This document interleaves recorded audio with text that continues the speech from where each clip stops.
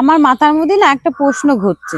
আমারও মাথায় না একটা প্রশ্ন ঘুরছে। এই তুই আজকে থাম, তুই এই কয়দিন ধরে মেলা প্রশ্ন করেছিস, আজকে আমি প্রশ্ন করব, তুই উত্তর দিবি। এই যে মশা আমাদের রক্ত খায়, তখন কি ওরা ব্রেকফাস্ট করে, না লাঞ্চ করে, না ডিনার করে? মা, এই প্রশ্নের কথা শুনলেই তো আমার আর মাথা কাজ করে না। তোর বলেছি না তুই আজকে থাম। আচ্ছা যাকগে, তুই আর একটা প্রশ্নের উত্তর দে। আচ্ছা, আমরা যদি আয়নার দিকে তাকিয়ে নিজেদের চোখ বন্ধ করি, তাহলে কি আমরা নিজেদেরকে দেখতে পাবো? মা, আমি আরেকখান প্রশ্ন করব।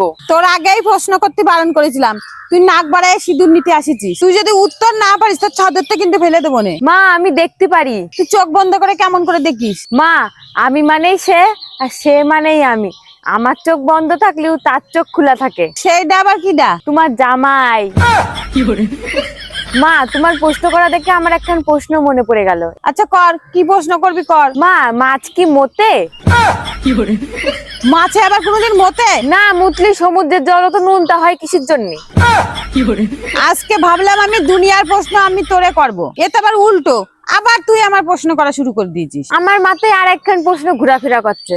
মুরগি যে ডিম পারে, ওদের কি ডেলিভারি হয় না ম্যানুফ্যাকচারিং হয়? ওদের ওটা প্রাইভেসি ব্যাপার, আমাদের কথা যদি মুরগি শুনতে পাই, মুরগি ডিম পাড়াই বন্ধ করে দেবে না। আচ্ছা, ওইসব কথা বাদ দাও।